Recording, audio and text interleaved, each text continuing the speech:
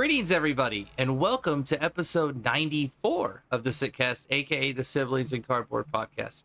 I'm your host, Noah, joined again by my buddies slash co-hosts, Thomas and Justin. Donnie, I promise, is out there. Don't worry, he always sends his love and says hi. Whether you're a veteran card gamer or a first timer just testing the waters, we're all siblings in cardboard. Guys, Mastery Packs live. Some new sneaky last minute cards came out. Calling Auckland. What? How's Flab been for you guys? Did you say Flab? Yes. I meant Fab. We're going to stick with it. How's that Flab and Fab? Flesh and love and blood? There you go. Flesh, Something love, like and that. blood. Flesh, love, and blood. Yeah, sure. Okay. Good. I haven't done much like going out and playing other than going to the typical Tuesday armory because I have been prepping for Kansas City, which is this coming weekend. This weekend. Mm-hmm. That's right. I had a feeling it was this weekend. Mm-hmm. Yeah. Same. I literally just got at time of recording on Sunday. I just did 7 hours of testing in paper, so that was good. With what deck? Acilio. It's always been Acilio. Yeah, that's no. Right. I don't think it's a secret. Yeah. No, I know. There's no secrets here. No, it's not secret-wise. Yeah, I'm playing. Although last night awoke my inner demons in me, and I may just like YOLO Kano again. So there's always that opportunity. Literally, when I was watching the calling, I'm like, this is going to make Justin want to play Kano again. Yeah, I might want to play Kano. I was watching it, and I was like, oh, Amelia's playing so clean, except she did like 3 big plays that I disagreed with But over the guess, course of the 3 games. Guess who else got top 8? And Acilio got top 8. Yeah, exactly. But he lost the match, so clearly I have to play Kano. Is that how the logic works? Yeah. Whoever beats him, you got to play him. Yeah, that's the only deciding factor on how to play a deck. Armory on Tuesday, I lost to Thomas on Verdance, where I think my deck has never treated me that poorly in my life. I mean, like I did that to Jeremy too. Maybe yeah. I'm just like the anti-Acilio gamer.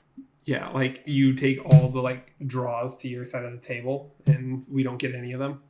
So played Thomas. I can't remember my second round. I can't remember it because I played Syndra before the Armory started, and that still felt good. I can't remember what I played on my second round, and then my last round was my just like mandatory Ira of the Armory, and we got there. So, and then we played a bunch today. So, feeling good. Mandatory Ira. You always play one each week. No, I know. Yeah, it's literally the Ira tax. Yeah. Like I just have to play an Ira somewhere. It happens. Which is popular. Yeah, and it's comfy, right? It's a comfy matchup. It's a little awkward, but we can make it work. At this point, I've played so much of it that like that's good. I know what I'm doing. It's a popular deck. I mean, it's good to get the reps in. Mm-hmm. So I think the thing that makes that matchup challenging is that both Censor and Erase Face and Command and Conquer sometimes too can just be like really tough. Mm-hmm. Yeah, and the way they play around each of them is different. So it's like trying to figure out which one they're about to hit you with and then block accordingly and arsenal accordingly. So I mean, there's lots of times you've literally shown them the Gone in a Flash and put it into your arsenal. They know it's there. Yeah. You can't hide it. Yeah. But like there's some times where it's like, do I use a D-React on this turn or do I like dump the hand and try to arsenal a D-React just to get blown up by like CNC, that kind of stuff. Mm-hmm. So, but feeling good. It wouldn't be a tournament if I don't want to change 10 cards at the last minute. Right. So, that's we're usually at that how point. That works. Yeah. That's usually how that works. I should just do this. Always first instinct, right? Mm-hmm. This happens a lot. You second guess yourself. I think everybody does it in all different facets, but usually your first instinct is right. That's the one that doesn't have any extra weight or stress or like, oh, but what about can't what do you call it? Can't predict everything and you can't plan for everything. So you just play streamline. Good flap. It's going to happen about 4 more times. Don't know why. But it's all good. I've been doing a lot of fabbing and flabbing, but mainly just Talishar. Still been working overtime, so I've just had my like one day, so to try and get everything ready for the week. So it's Too busy. Just got to get some time stocked up for holidays. But I enjoy throwing Teleshar down here and there and finally getting around to putting things back up on the market. Which, speaking of the market, and before the market, because I'm not going to forget this time, those affiliate links. That's right. No reminder needed, except for you guys out there to remind you that there are affiliate links. I've been posting them on the Pack Crack videos as well, which I just up and missed yesterday because it happens. But it's also there as well. And I've been really appreciating all the comments, the love, the support, the subscribers, all that. So you guys are great. We're well into 200 and we're trying to go to 250 is, I guess, the next milestone, and then 300. So I appreciate all that.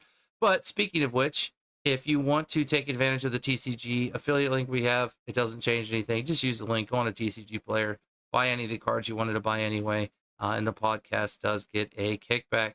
So if you're looking to buy some of those sweet new Mastery Pack Guardian cards and or cards to open, packs to open, you can use those links. The link.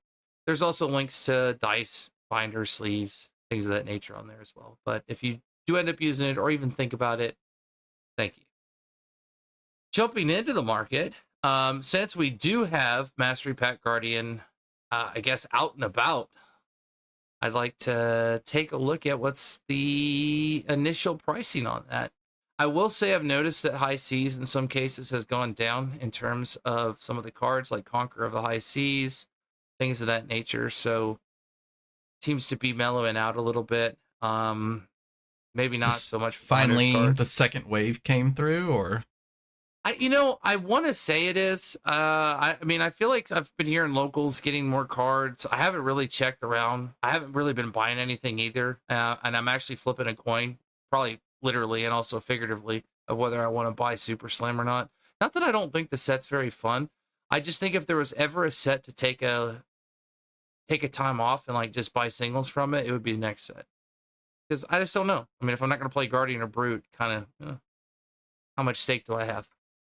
Although Tough Nut's pretty cool, and that's about it.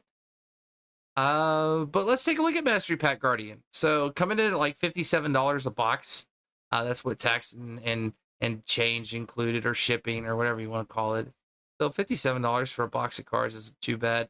how many packs I do you guess get? I was about to ask that. You get 12. So you get 12 booster packs. So it's actually right on par, I guess, for a full box.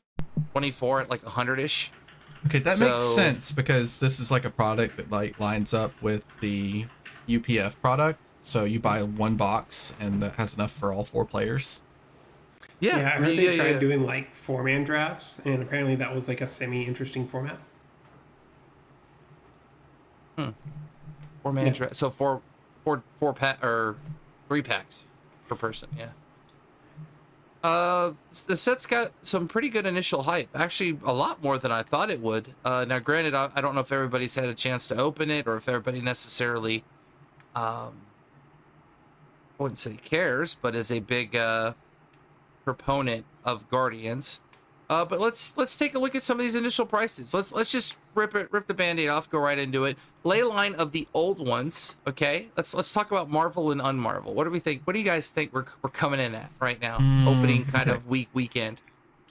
I haven't cheated. What's my guess? I'm gonna guess 65 for the normal. Yeah, for the normal. Assume that. Okay. I have no clue on the higher rarity. What are we thinking about? 70 and 170. 70 and 170. Okay, that's modest. Very modest. I'm being hopeful. 112 for the normal. Oh no. Now, do we want to change it for the Marvel now that we know the normal is 112? No, I actually think 220, 225. Maybe it doesn't go up that much. What if I told you it was 447? No way. Is it like very rare? Is it rarer than we think? I don't know. The only one sold for 350, so we've got a confirmed sale at 350, but it's 447. 450 is actually the cheapest. 452 if you count the shipping, which you should. I don't know. This is a tough one. obviously we look not necessarily just at full price, but we also want to look at like market movement. I don't think that card's going to move a lot. I think if you want to buy it, you just buy the base rarity. And I think Guardian players, I wouldn't say are far and few between. Quite a few of them have sold at 112, 113. So definitely people jumping in on it. But I mean, that Marvel's actually really, really sick. I mean, it is really pretty. I want the card simply to collect the card. I don't know if this is a good card, man. Oh, yeah. I know it's a good, it's a blue. It doesn't block. And it definitely doesn't do nothing. You would never block with it. Your whole, like, as soon as you lay this out, your whole deck changes. Like, your math just immediately changes. It's very strong. Yeah. Okay. Base of the mountain. The boots. The boots, 140. as they say. 140 on is that rainbow foil or CF that you're going for the 140? Because you remember they're in CF too. Oh no, who plays these? Rainbow? Gravy. It's just Gravy boots, and so it's competing with Mage Master boots. It's competing with quick dodge flexors. Quick dodge flexors. Everybody has to combo boots. Yeah. Okay. Between quick, you either do QDFs or Ace. These are generic boots first and foremost. They're going to be everywhere. You got to at least take a look at them. QDFs. Yeah, well, that's why QDFs are $160 for rainbow foil. It's $164 or something like that. So 140 for the rainbow foils? It's close. That's close. Base of the Mountains are they are 99. They've had confirmed sales, which is actually pretty modest. It'll probably go down quite a bit. They've only had 3 sales at 125, 114, and 110. No cold foils have sold. They're all at 199. Okay, yeah, they're not going to sell at that price. Probably not. Probably not down till about 130. I'd say about 120, 130 for cold foil. And these drop. In my opinion, these probably continue to get stacked down as people open it and ship these out. But I would at least keep a copy of these boots as a generic. If you open them and you don't really care about selling them or trading them for like the high value right now, honestly, just keep them. They're generic boots. You got to keep your generics. What's another like pretty crazy card? Test of Iron Grip, wildly good card. In fact, that I watched Josh do some Hatchet hybrid.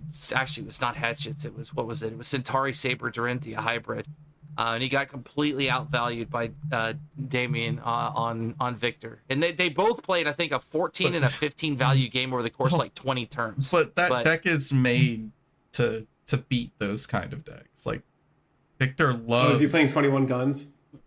I think he's reduced the number of guns, but it's still a lot of guns. It's still a lot of thunks, wallops. It golden was suns. Yeah. Okay. It was a value generating machine. I mean, it was crazy. It was a great game, and I mean, you watch 2 decks really just sit there and just value the whole. I mean, when you play 21 turns and your average is 14.75 and 15, like you're crushing the value game turn after turn. But Test of Iron Grip's a wild good card. That's starting out at $20 right now, normal, and then looks like rainbow foils. Are there rainbow foils? There are rainbow foils. Wow, the rainbow foils jump up. The rainbow foils are 40, so they're twice as expensive. Not too many sales. In fact, it looks like there were some low ones at $14 and $15. Then out of nowhere, it just jumped up to 32, and so it looks like people quickly found the value of this card. Is there a lot of sales? Most of the stuff is all subject to change. So on Test of Iron Grip, there were 2 This is at also 15. release weekend. Yeah, let's clarify. This is release weekend. This is initial pricing. My argument here is that if you're going to buy them in time for Kansas City, you've bought them and had them like expedited. So I'm wondering, like, how many Victors and Valdas are trying to show up at Kansas City? So let's see here: 2, 3, 6, 7, 9, 11, math, 14. 14 have been bought, and the highest price somebody paid was a play set at $32.49 a piece. Like foils? Not a $32 card. No, not foil. Non-foils. Yeah, that's not a $32 card. Yeah, I think that's like someone bought it on Friday, like when the set came out. Yes. And said, I have to have these before I get on my plane on Friday. Let's see here. Friday. No, it was bought on Saturday, actually. Well, Okay, same thing. Same thing. And then let's just kind of rapid fire some things. So Hold for on. backup. Oh, what? Oh, okay, you're going for more. I thought you were leaving Mastery Pack Guardian cards. We're still there. We're still there. Okay. We're still there. Trust me. We got to, yeah. I was like, I Call have for to know backup. Fearless Confrontation. Oh, we're going to get there. Call for backup, guys. This card's pretty wild, actually. Watching it in real time, the ability to cycle that card back is annoying, and the amount of value it generates is pretty good in terms of just anti-fatigue. I mean, you're running a clean 60, but are you with call for backup? Because you're not. You're running like 63. It's sneaky. It's not quite that, right? You're blocking 2 and putting 1 card back in your deck. So you actually, if all your other cards in your deck were block 3s, you lost a defensive point of value, but you've potentially gotten one of your 2 best attacks back into your deck. But what if they keep giving you call for backup back? Now you're just looping it. And when you loop it like twice, you're in a value generating. You're doing pretty well. Now, granted, you're going to draw it every turn, but you're going to draw it and block with it every turn. So it'll eventually get its effect. Any guesses? It's like a $20 card. I hope it's not too expensive because I really want to play a set of these. Justin's right on. $20. That's not too bad. Yep, they're $20. It's $26 was the highest sale, and then about $22.20 is where it's at right now. That's non-rainbow foils. Rainbows start at $29. No rainbow foils have sold though. What else? Those are all marvels. Leave a dent's like $5.20. Card's okay. Daily grind, way obviously. Too much. Whoa. So we like our blue, but everybody out there. No. No, you like your blue do nothings because they're penny stocks, and you're able to get it at like 50 cents, $1, right? Well, yeah. Well, this will eventually be a penny stock. Okay. It's just not now. We'll let it get there. The other penny stock's not there either, and that's daily grind. That's at $2.48. That still needs to go down a little bit. What was the other blue block nothing that everybody hated? Visit Anvilheim. Oh, that's right. 279. It's actually higher than daily grind because we all know there's going to be those real fatigue oriented decks that want that shield, and they're going to find a way to hammer out those dents. Pretty crazy. Captain of the Guard. That was another one you guys were really, really down on. Guess how much that is? $1. It will eventually. Selling at $20 a pop right now, and it's at 15. Guys, don't spend the money. Captain. Anyone who buys this card has to be misreading it, or go get a nice dinner. I missed something. Take all of your friends out to see a movie, like literally all, like yeah, like. Oh yeah. Start a bonfire with $3 bills. Like, yeah, like get parking in like a metropolitan area. Like, I don't know, do literally anything else. Pay your parking ticket for not paying for parking in a metropolitan area because you were poor from there buying. You go. There we go. Yeah. There you go. That's it. That's the one. Okay, all right. You've been holding me in suspense. Yes, I have. It's up there. It might be one of the higher value cards. What do we want to put it at? 45. It's also selling like hotcakes. This one's actually selling like hotcakes. You said 55? 40 to 45.50, somewhere in there. Okay, 45.50. Yeah, I was thinking around 40 as well, so I'm gonna say 40.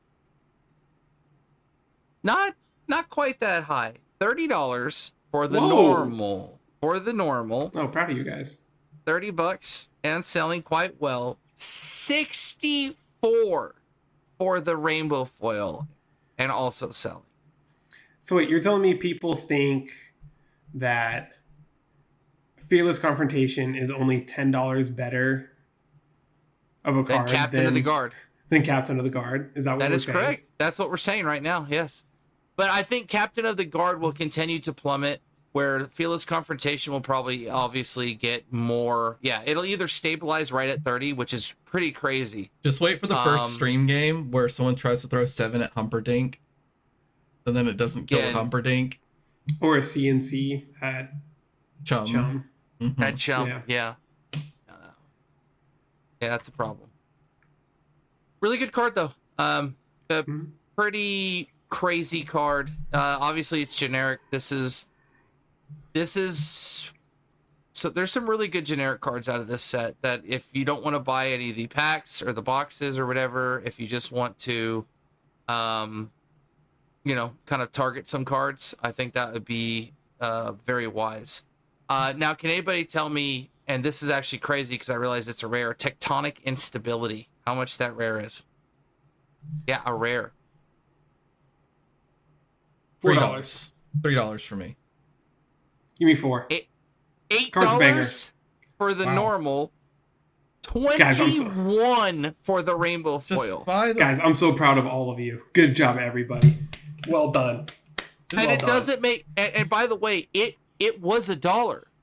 That's how quick it went up. We're overspending on a good card. I'm proud of you guys. Good job. Whoa! We did Somebody bought 16 of them. We found them. On Saturday. We found them. So that guy listened to the podcast and heard me gush over the card. That's what I haven't lost to Evalda yet in my test games, but Tectonic Instability has been the closest to making me lose. Yep. Mm-hmm. Seems like a really good card, though. Of all the cards to be up and I guess high on, there's a lot of early grabbing here. If I had to bet, there's probably some people buying this solely to go to Kansas City and other like local event and flip. Yeah, this is a need 'em and when you need 'em type of a situation that they're trying to capitalize on. So everybody trade up, trade around. Purple Discord locally, things like that. Noah, I need you to hurt me. Yeah. Okay. I need to know what the Marvel Jarl's going for. The Marvel Jarl. Where's that from? Yes. That was the mystery last card in the set. Oh, is it? Is it really? Have you not seen it? No. Oh, I gotta put a link to it. I didn't know. Yeah, dude. I gotta hold on. I'll pull up the picture for you guys. Is it even on TCG Player? I have no idea. Probably not, because I didn't see it. That's out of that set. Yes. Let's see here. I mean, there's the Seismic Surge Forest Marvel, the Test of Iron Grip Extended Art, Seismic Ground Extended Art, and the Disenchantment of the Marvel or the Old Gods one. But I don't see Jarl. He might not be on. It is. Is it really? That's the fable of the set. That's so cool. I need to get hurt, because I'm gonna get one.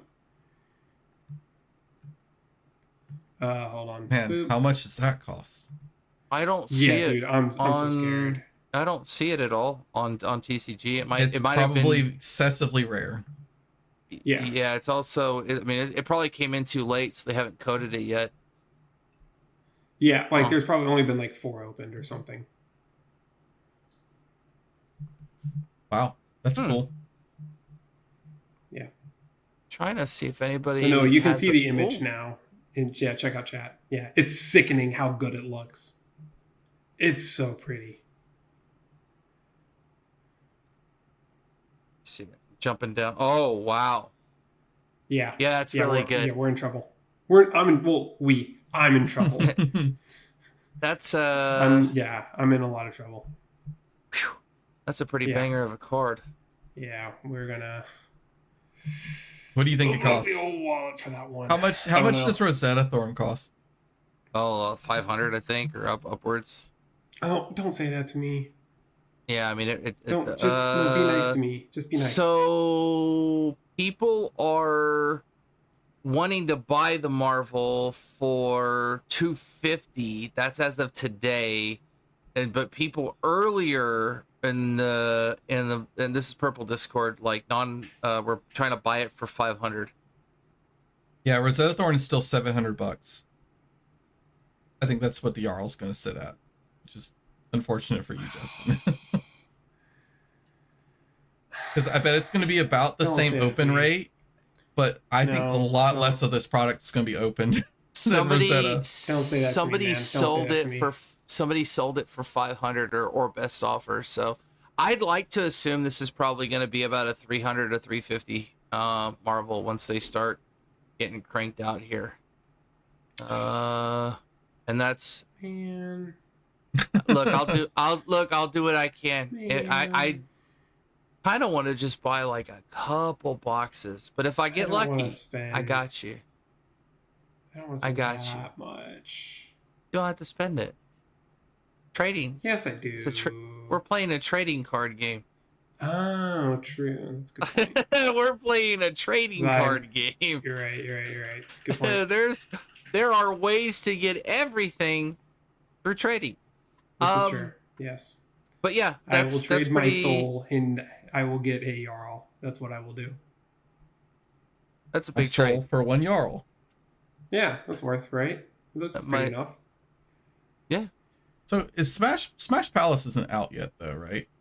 No. I think that comes out closer to the start of the release of Super Slam. But people were goofing with it at Gen Con, I think. There might have been I think there was some access to it at Gen Con because I saw some stuff mentioning that like they played like 4 rounds of Smash Palace and they died to an event like all 4 times, but it was still a lot of fun. The Marvel Jarl sold at 500. Yeah. Rip wallet. Yeah, that was in the purple Discord. There's got to be some wiggle room on it. The only thing else I want to do outside of it, because I feel like we want to just focus on that. That shield was $80. The Testament of Valhalla. I think it's a really good shield. It's a really good shield. And weirdly enough, Blanche is up 300%. It's about $1 rare and rising. Who would have thought? People hate gravy. Oh, that's right. He needs a blue to hit the bin. He needs a blue. If Blanche touches him, he is cooked. It turns off all the temples too. Woo! All right, Blanche. Good card art too. But that's what I got. Obviously, guys, if you're a Guardian enthusiast, if you want to get into the Guardian, I've never played Guardian, but I mean, the decks start to look really fun. I don't know. They look good. Big attacks, great blocking. Feels like a fun time. I mean, Balda's give good. It a little bit. I'm not going to say anything about the other Guardians. Maybe Victor's okay. I think Victor's got to be okay, but Valda's probably... Dude, I don't know. I'm going to get that Marvel, and I'm going to O3 with it, but I will O3. Like, I will play it. You'll O3 in style. Jarl, I always like think of Jarl as its like own thing. Yeah.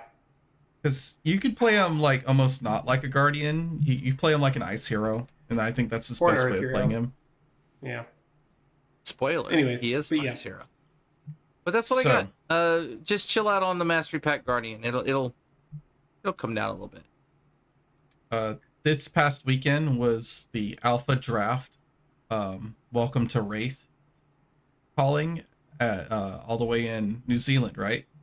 Mm-hmm. It was Auckland. So I did see a picture of a final spring tunic with a stamp on it. So someone did get one, and I feel like I have like mixed feelings about it, right? It's so cool that there's a stamp on it, but I'm pretty sure that actually is like hurts the value. It does and it doesn't actually. So Flesh and Blood is a really weird card game where grading is bullshit for most people that play Flesh and Blood, and the stamp actually hits harder and sells more for a lot of players because it means it's a tournament sanctioned card. So a lot of players will swap their cards out for those stamped cards because they like it. Now I know it in like broader collection senses, yes, it might actually hurt the value if it like damages it or no, it's considered whatever damaged, it may I think. be. Like, I mean, it's intentionally damaged. Right, but so it's like an artist signed card in a sense, right? Like there's ink on it, but it also makes it worth more depending on who wants to buy it. Fab has a great market like that. Graded cards, there is a market, technically. Signed cards, there's a market. Stamped cards, there's a market. Misprints, I think there's still a market, but not that much. We got a good market. And then my favorite market, we just want to play the damn game market. That's also the market. I don't think you're really worrying about a first edition Final Spring Tunic if you're in the just play. Hell market. no. Yeah, no. Whether it's stamped or not, like you're happy just to have a cold foil tunic. Bro, do you open up the cold foil tunic and be like, I guess I don't even need to play in this tournament anymore. Just paid for my plane ticket, my hotel room, and paid for the rest of my flesh and blood for the year. Yeah, and then some. You open up that cold foil tunic, man, hands start shaking. That's something else. That's so. Do you pass it for the Razor Reflex in the pack or something? Speaking of hand do I look at it and I need to snatch. Do I take that instead? Looking at people in the feature draft, treating those alpha cards like they were just normal draft chaff cards, just watching Dennis Shank just chew the cards up in his hand. I'm just oh god. I'd love to have any of these first edition cards with stamps on them, and they're just all mangled. Yeah, it's rough. It's rough because each one of those cards is probably about a $5 common, something of that nature. On some of especially some of the higher commons, and rainbow foil. There's a rainbow foil stamped scar for scar through the roof. I mean, we're talking at least $100 plus for just a scar for a scar. It's pretty crazy. It's one of the reasons why when they were talking about Mastery Pack Guardian Crack Shuffle play, I was like, I can't just take pack. I can't, even for those cards, I can't just take them and punching your microphone. Yeah, I can't just take them and just shuffle the cards. It hurts. Yeah, you gotta put them in a sleeve. You're supposed to take the back ones out, and all of your M's are there. They don't put any of the M's into the playable set. Okay, but Tectonic Instability is an $8 rare. It won't be for long. I'm so proud of you guys. It's just an access issue. But if anyone hasn't watched the draft on stream, there was some really, really high skill Flesh and Blood being played there. Just pretty insane. Don't you guys get what you want? Not commoner, but that new set, the project, whatever they're going to call it, right? That is how I feel that those games should go.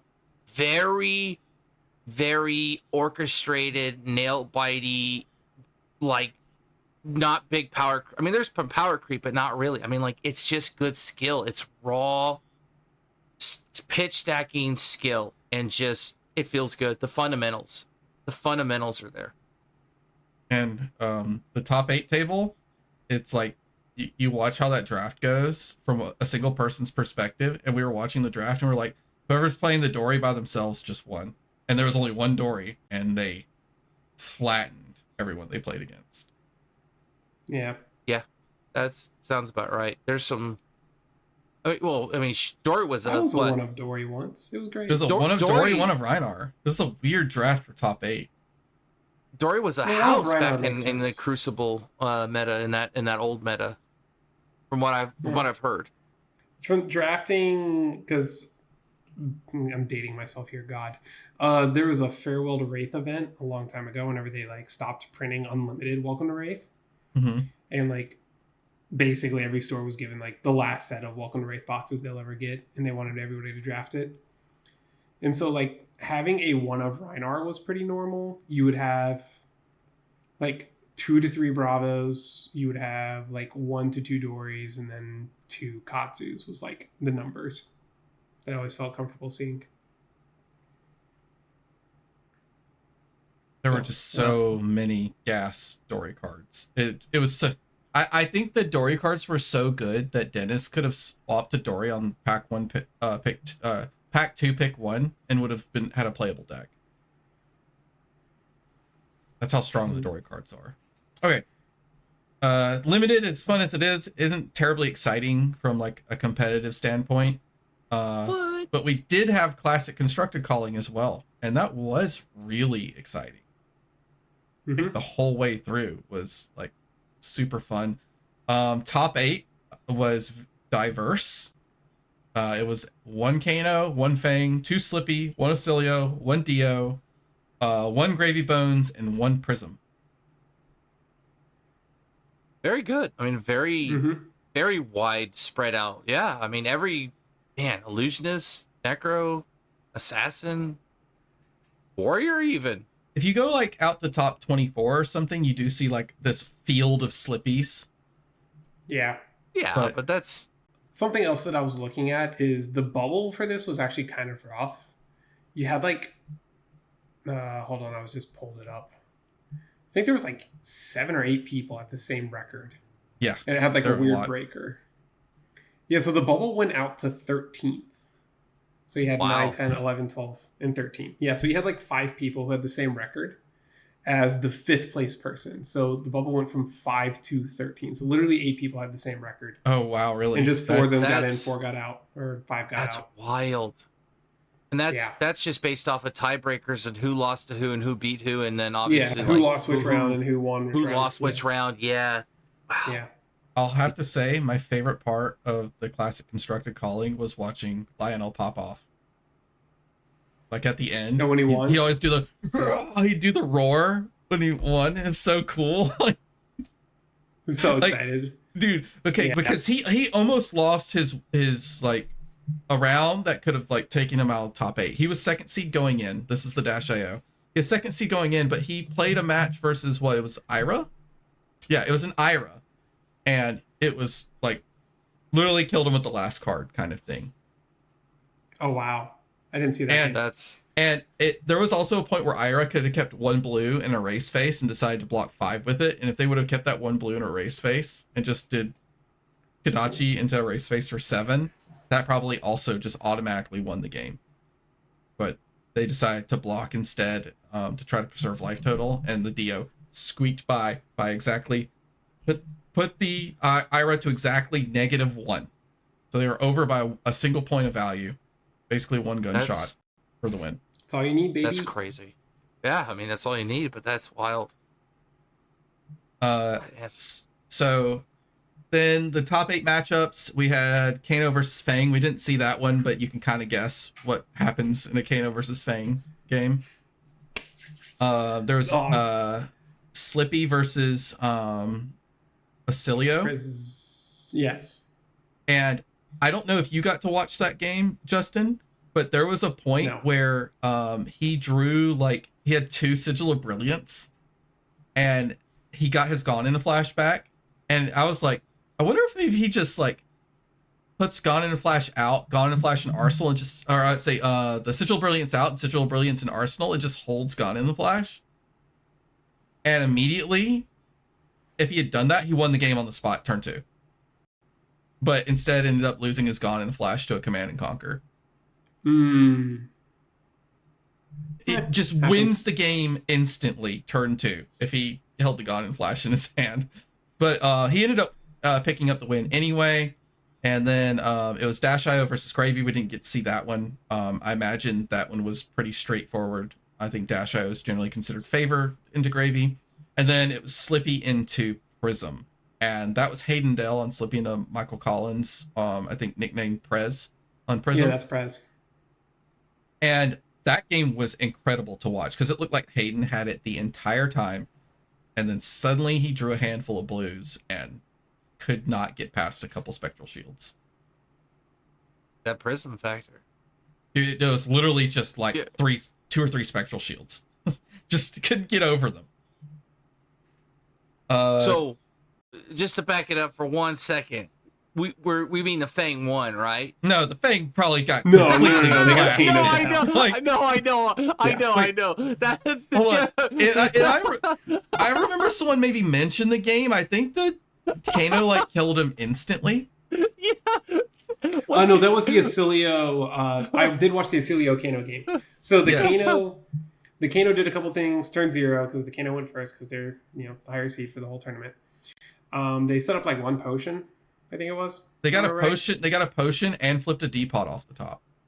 Yeah, and so the Acilio's turn was Flittering Charge, Sigil, Blast to Oblivion, and with Blast to Oblivion on the stack, didn't even let the dude let Blast to Oblivion resolve.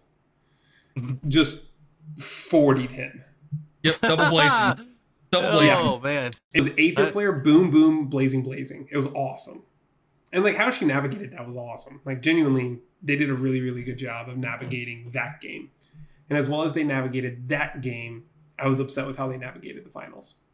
Okay, so the finals, I want to step back to the Prez Lionel game against Prism. That was one of the most unfair games of Flesh and Blood I've ever watched. I think that Dash.io had 35 points of value for all 3 turns. It was just something wild. Like the Prism never had a chance, like ever. Dash.io does that though. My favorite part was when the Prism's like, Herald of Protection for 7, no blocks. Angel, no blocks. Herald of Protection for 7, no blocks. And then he's like, his first card he plays out is Red Throttle. It's just like he had the popper and just kept it anyway. Didn't care. He was like, who cares? I'm going to kill him. I could pop or I could kill. Which one's better? And then, okay, he plays out the hand and the Prism's like down to nothing. The Prism throws a Herald and just instantly slams a Max V in front of it and ends the Prism's turn. And then just kills her after that. Dude, it was just so one-sided. All right, finals were Kano versus Dash.io. How do you think that one went down, Noah? Well, he said he was unhappy with the piloting, but that doesn't necessarily mean that Kano lost. But they probably did.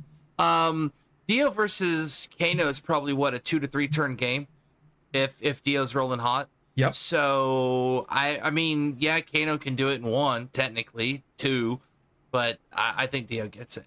I think Dio. I mean, there's also a little bit of contingency, right, with some of the shields. If they play like dissolving shield, they don't and things run any of that. They also didn't. Lionel wasn't running misfire dampener in his list either. And that's what I was going to say, or misfire dampener. He was just AB3. But I mean, AB3 is pretty good to be on. So I think Dio got it, and it was probably about a 4 or 5 turn game, if that.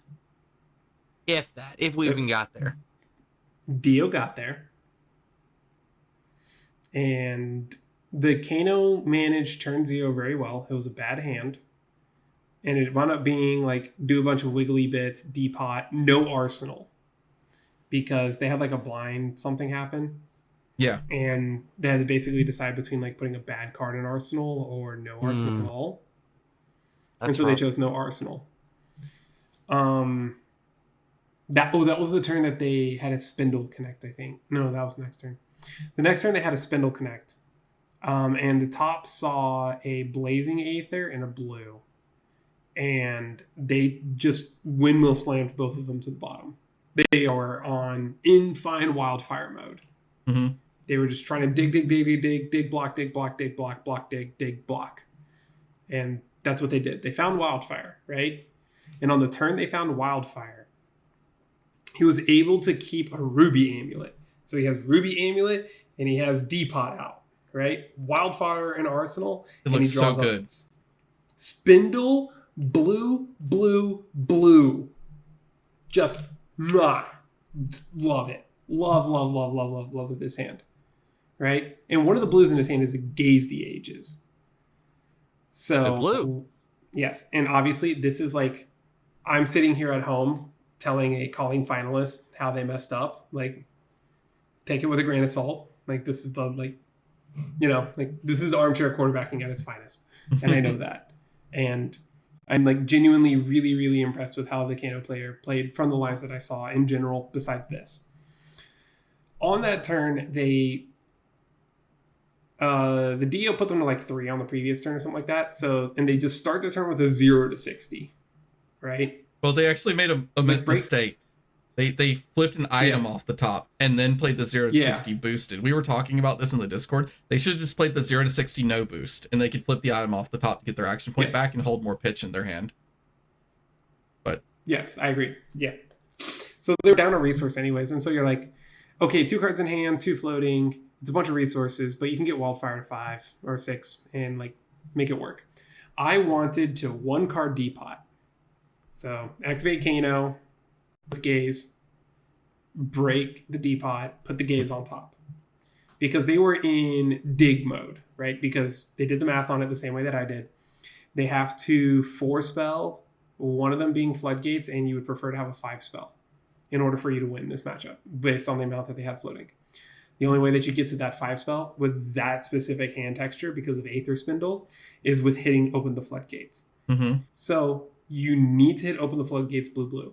And at that situation, you're going to need to see at least 8 cards to guarantee that you see something correct. Right? Sorry, 7 cards. To at least make sure that you see something correct. No, 8 cards. 8 cards. I did the math.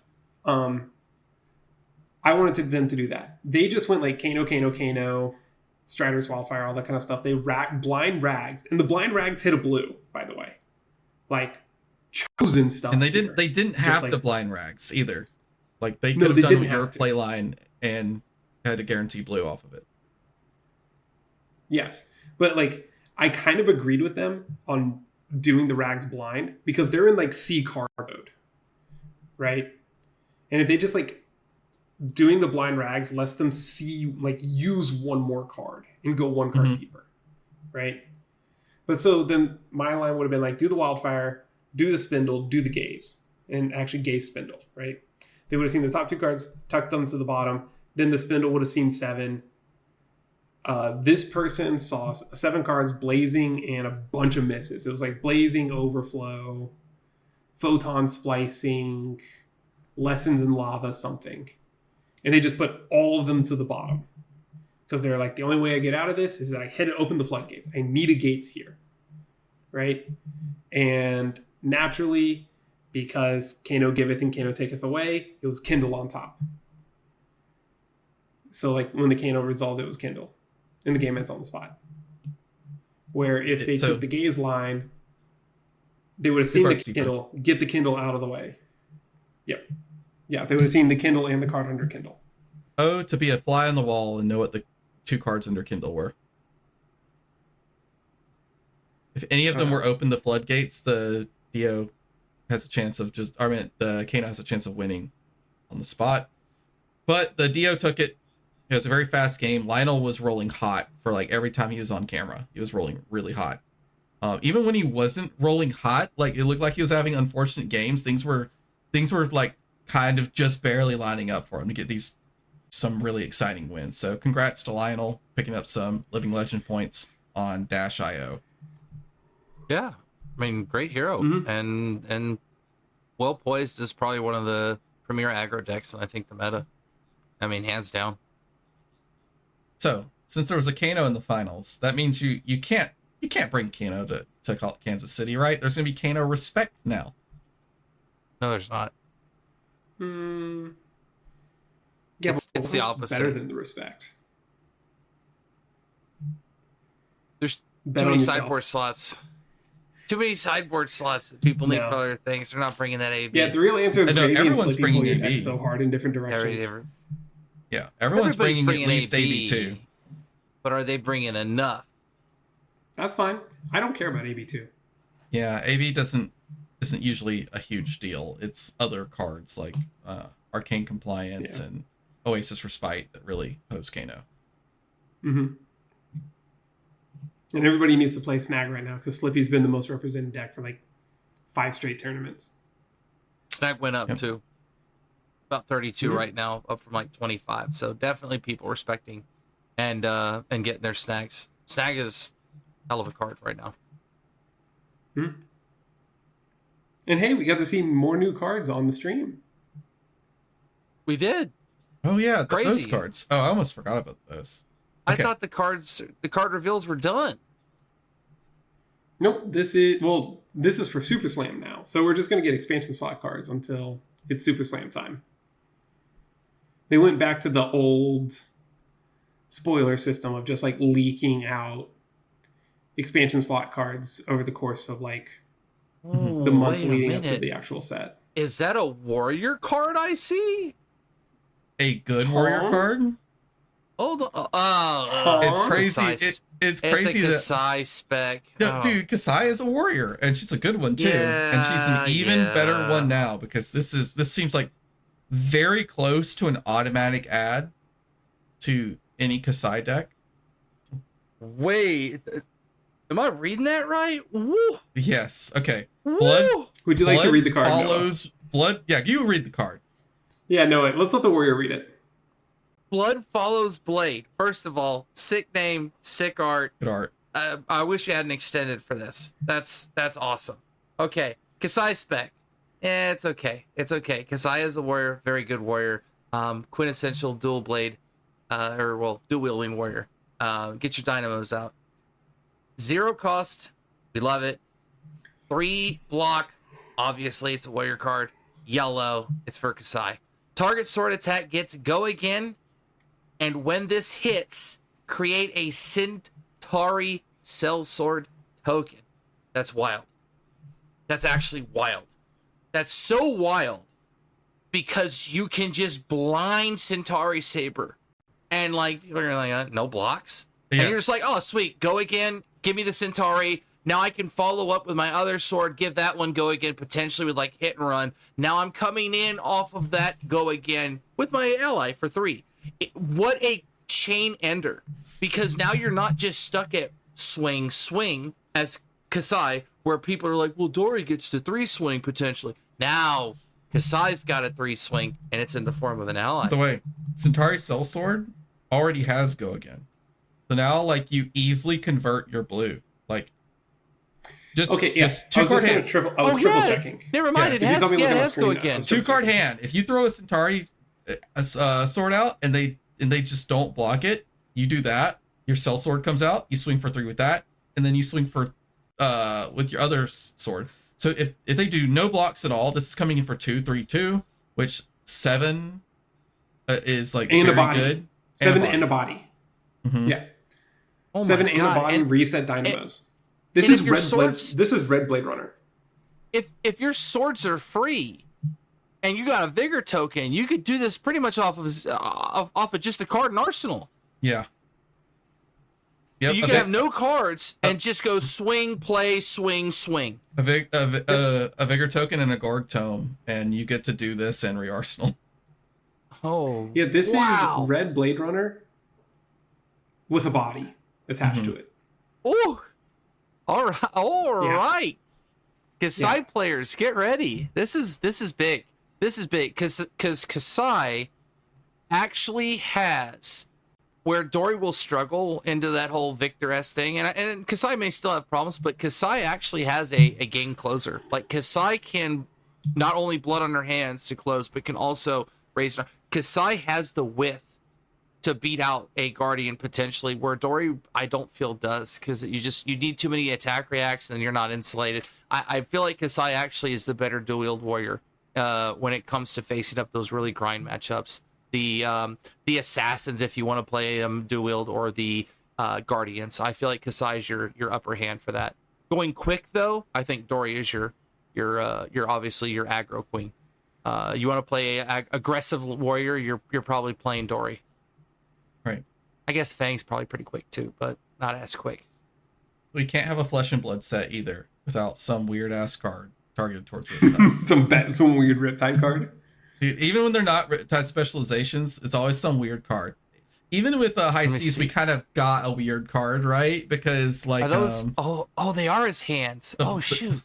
The block card from High Seas is basically only playable in Riptide. Okay, take the bait. Okay. 3 block, red, non-attack action, Riptide specialization. Search your deck for a card, then shuffle and put it on top. Create a bait token under an opponent's control. Go again. Bait token. You can't play or activate cards you own. Action. Destroy this when the Changeling resolves. Attack. Once per turn attack reaction. This gets +1 and go again. So the concept of this is that you create this bait token that makes it where your opponent can't do anything but attack with the bait token. So they go, okay, they attack with it, and it's got attack greater than base, it's got go again, and you've reacted. So all of Riptide's traps are online. There's some other cool interactions, like for one, you can guarantee what you're going to flip off the top with Codex of Inertia, which can be kind of neat. And on top of that, if you give your opponent a bait token, they can't play defense reactions. They own them. So you could do cute things like take the bait. And then Codex Inertia. Give them an Inertia token. Then they lose all their defense reactions. They just go back in the deck because they couldn't block with any of them. However, this is a 1 card that doesn't do anything for threat. In fact, it actually hits you for 1 damage. It's a red do nothing. It is a tutor. And if you could do cute things with it like Codex of Inertia, it can be cool. If you don't want to run Dreadbore and your whole deck revolves around the Curve of Manta, this can be a way to shut down defense reactions for the turn. But man, I can't wait to get blown out by this card after talking crap on it, but I think this card is not it. tutors just aren't as good in Flesh and Blood unless they have like some other effect. Like, okay, if this did the same thing as Spark of Genius, if it put the card into your hand, or like somehow then we're cooking. Yeah. Like, if it did anything to replace itself, this card would be crazy. And Spark of Genius is yellow. Can't you, like, and I know it's an off turn, right? But you're using this on your turn, take the bait, right? Like, that's, you're playing it. It's got go again. You fire an arrow. You do everything. You put Collapsing Trap on top. They keep a 5-card hand. They can't do anything. You Collapsing Trap off that, right? Here's guaranteed. what Here's happens. the issue. The second you play take the bait against somebody, that screams block down. So if you try to open up with it to catch them off D-reacts, then they just block down and they swing with it for 0 and pass. If you wait, then you give them the opportunity to block with all their defense reactions. This can okay, there are like really niche cases where this can do cool stuff. Like against aggro, it's okay, but it would be better just to kill them with 3 more damage from a pump than this that doesn't pump. I think the one exception is maybe like Syndra. Because Syndra, if you give them bait, they can't play Oath of Loyalty. Okay, because you have to open your turn with Oath of Loyalty. So like that's the only like niche case where this really shuts down an aggro. But you're mind gaming. You don't have to take a Collapsing Trap or something crazy. You can put just a really good attack or pump. And then if they block down and pass, then they've literally blocked down the hand that they were like, he's just going to stuff me with Collapsing. But now they throw their you hand have to away. make the choice when you play the card. Yeah, And but you don't have to is- show them the card. This card is way better if you're playing it at the start of your turn. It is. But I think that's the mind game behind it, right? So you just play it. They need to now think, okay, did he go cheeky and take a Collapsing Trap? Now I'm just going to block down. And you're just like, no, I just took damage. So now you can do whatever you want. But either way, you can't play the hand that you want to keep because of the bait token. And you have to be fearful I took a Collapsing Trap or something of that nature where I'm just going to make you spill your hand out. Or I take a whole big card. arrow. You spent a whole card to, get the Collapsing Trap on top of your deck and like set up the bait and all that. Right? So you spent a 1 card to do nothing. So I'm going to just swap out my Collapsing Trap with your bait. Right? You see what I'm saying? We're like, I'm going to do a thing. You're going to Collapsing Trap it. I'm going to have 3 cards. You essentially had 3 cards on your previous hand because you gave me bait. Yes. By the way, getting But that Collapsing hand Trap is gone.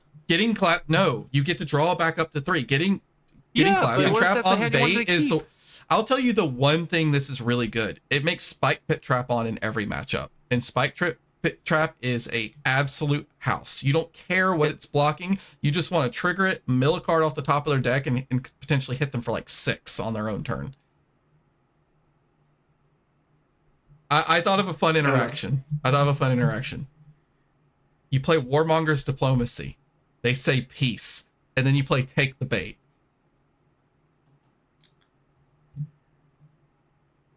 There you go. And then on your turn, you E-strike them for 5, and then shoot like an arrow for 4, and then they go, oh, now I just got to break the bait this turn because I'm no longer Warmongers. And then they break the bait, and you blow their home up. Yeah? That's 2 turns they lost. That's actually amazing. Okay. That interaction could actually work. Ooh. You take the bait. So you're like playing versus a ninja. They warmongers you. No, we can't warmongers first, so it doesn't work. You have to take the bait, and then you warmongers. And if it's like any kind of hero that has to play both, no, I don't know. There's That's no what way. I'm saying. So like a ninja. Riptides. No, a ninja warmongers you, right? And then you choose peace and you play take the bait, but they Yeah. choose war. No, but it's an action to activate it, so therefore that doesn't. Is it an action to activate? Actually, I have no idea how this works. Let me read this damn card again. Action, destroy this when the chain link resolves. Attack.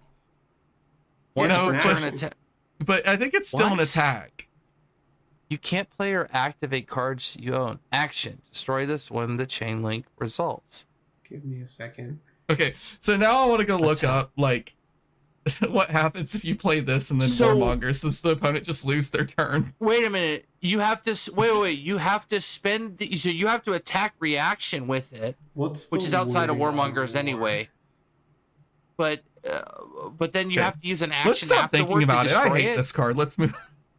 Whoa! This is a good card, though. I think we're missing out. I think Riptide is poised. Only actions. I think mid-range. Oh Riptide. God! Is this a weapon? It's not a weapon or an attack action, right? It's a token aura. But it's an action to activate it to get rid of the bait. So does it go off under peace or does it go off under war? Can you attack it's not a weapon during peace? Is this a way to attack someone while under peace? Well, it's I don't know. Okay, I'll just say that there could be appropriate lists of Riptide where this is playable. I don't think the aggro list will ever play this because they already have a really big problem with threat density.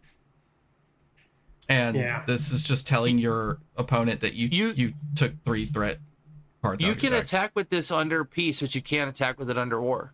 We have no clue. It's an action. We will have to wait for rules reprise because that is such a weird interaction. I will admit it's an action to attack. That if you can only attack with it under peace. Under peace, this is amazing. It's not amazing, but there's some cool stuff you could do. Yeah, you get to hose a ninja that calls war. Well, no, if they call peace, they're hosed. If they call war, they don't have a turn. Yeah, exactly. So you get to win. So you go take the bait, Warmongers, and you time walk them. And if you're like a Riptide that just likes throwing Command and Conquer Pass, like if you're like a mid-rangey Riptide, that could actually be pretty strong. E-strike into CNC, baby. That's all war all day, and you get the top deck whatever you want. I'm going to have to ask a judge. But I could see a very good use case if this works that way with Warmongers. But I don't think it does. I got it. I'm thinking into the future now. We play Take the Bait, right? If it works the way we want, you put Command and Conquer on the top of your deck. And then you go Codex of Inertia. And then you go Warmongers. But they already have an Inertia token. But yes. Where did they get the Inertia token? From the Codex of Inertia. Yeah, that's what I'm saying. Because you put it on top. Yeah. Oh, you're saying the CNC is not as useful. Okay. Yeah. You don't necessarily need to Warmongers them, but we'll figure it out. Yes. Codex of Inertia would take the bait is a cool combo. I give this 10 out of 10. Absolutely for design. Of course you would. You know what? We took the bait talking about this card for like 15 minutes. That's on us. If it was a blue, it'd be the highest. We got a Rhinar specialization card too. There was a spoiled Rhinar armory deck, and Slippy's getting an armory deck, which LSS. Everybody else, leave the room. It's just me and LSS right now. LSS, you are giving Slippy an armory deck. Slippy is already one of the most represented heroes. Slippy already has a crazy high floor. All right, can we do something here? Can we just a what little the hell's armory? What the hell's armory deck, Dory? Little down, right? Like Razor's Edge. Just Razor's Edge. Just do that. Okay. Everybody else come back in the room. So the Slippy deck. I can't even remember what the card is called, but it's Meat Madness. Meat Madness. It's a zero. It's a zero cost red block 3 stealth card that says on hit, choose one of the following at random. Banish a card from the person's hand, banish a card from the person's arsenal, or banish a card from the top of their deck. This card, in my opinion, is probably quite mid. It's not bad, just mid. Yes. There's a 1 in 3 chance that you don't disrupt your opponent at all. And then there is a conditional 1 in 2 chance after that your disruption doesn't matter, because if they don't have an arsenal, you didn't do anything. The nice thing about this is they don't have to be marked to potentially disrupt them, and we might see something in the chaos set, the deck that lets you choose random events for the turn. So if you get to choose the random event, this actually gets quite good because you could choose between arsenal or hand. It's too much. Discard They don't need okay. that. It's not even that good, man. I would rather get hit by that than an infect. I mean, I guess, because like you said, two of them might not even, but I just... I was talking with other people about this card today. I think it is fine because I think with it, Infiltrate, Art of Desire Body, Bonds, Prog, Just a Nick, Double Trouble. You have like a real mill engine just like built into your deck now. Right? So this is another stealth card where like you're always happy with the banish from hand. You're now okay with the mill because now you're like mill is now a secondary win con. And hopefully they have an arsenal when you play the card. I don't know. Otherwise you block with it that turn. So that way like you only play it whenever it's positive for you. That like I don't care which one I annoy you with, I'm happy with all of them. It's fine. Like yeah. They don't need an armory deck. Yeah. It's not fine. No. Slippy does not need an armory deck, I agree, but this card itself is fine. The armory deck they might put out though might be kind of like more anchored towards like the chaos part of Slippy, which means because they can't, the archetype we're seeing right now doesn't really get a ton of support.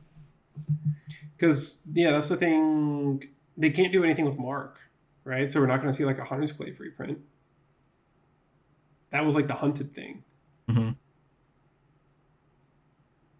Maybe Hunter's Clave's pretty wild, and price wise.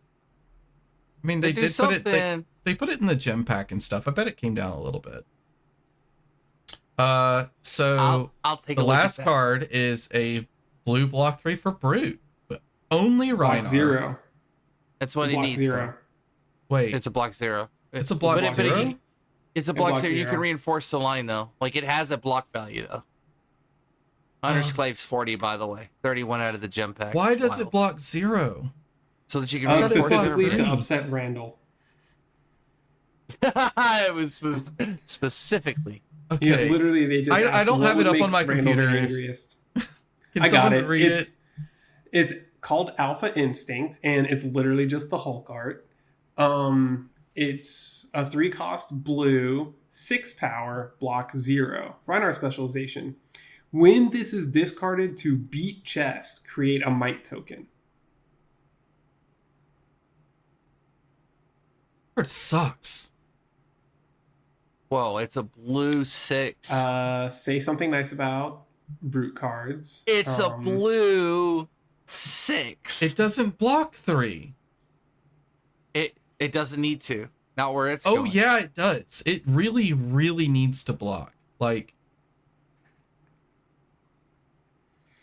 But the beat chest mechanic, that's going to be prevalent also, in the armory deck. That's going to save Reinhardt. I guess.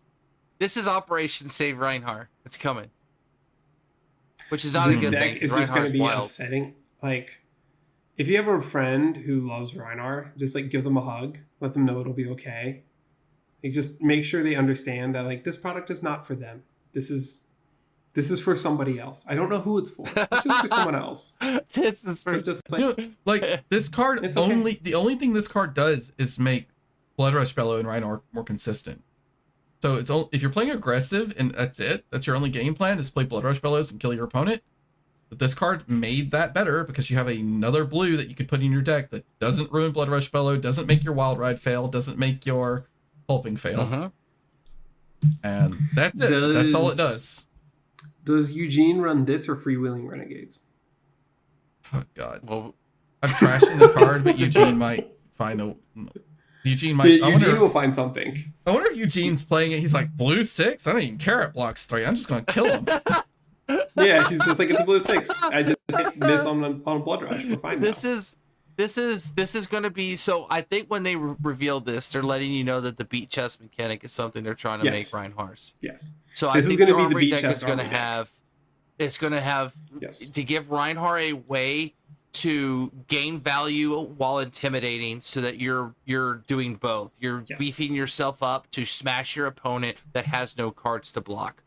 Yes. And the way that you then respond is you just take your cards back and you beat up Reinhardt. By the way, there's now zero reason to play Levia, because now Reinhardt has a bunch of blue 6s that don't block. Because that was Levia. She gets one more blue 6 and it does block. She gets her specialization. But now it's like Reinhardt has 6 blue 6s in his deck. There's actually, in my opinion, no reason to run Levia. I think Reinhardt is just a superior hero. Levia is going to get a huge glow up with Monarch Part 3. Calling it right now. Huge glow up. Just give me blues that aren't awful. Well, that's why this is a Reinhardt blue. Don't worry. Specifically. Nope. They could have made that a generic and it would have been still unplayable for like everybody. Yeah, nah. I don't want to give any more. Need to be a Reinhardt spec. Dude, why are brute cards so bad? They're almost as bad as Guardian cards. Do you guys, I think brute, they're trying to help. They want to make sure that people understand that this is a game of skill, and so therefore, like, in order for them to stay able to give prizing in Germany, they can't make brute good, right? Like, that has to be it, right? Because if they see you rolling dice on camera all the time, surely it's not a skill-based game anymore. That's I mean, that's a better explanation than I've heard from anyone else. Yeah, so they're also trying to help. They're trying to help ex-gamblers to stop gambling in a safe space. I don't know. To where, like, the entire intimidate ability is gambling. Is the problem. Exactly. And you can only intimidate somebody so many times, being like, yes, I intimidated them, and it not matter. Reinhardt just needs to get, like, just let him be overpowered for a hot minute so he leaves, so that they can redesign him the next time and make him better. Because this intimidate sucks. You can't make him too good, because then you're every turn is just, all my cards are in the banish and I have no agency. And if that's the case, you just let him speedrun LL. Because that's it. That's the two Reinhardts. He doesn't get to do anything other than take your cards, put them in the banish, and beat the shit out of you. And if he's doing that really well, you just lose.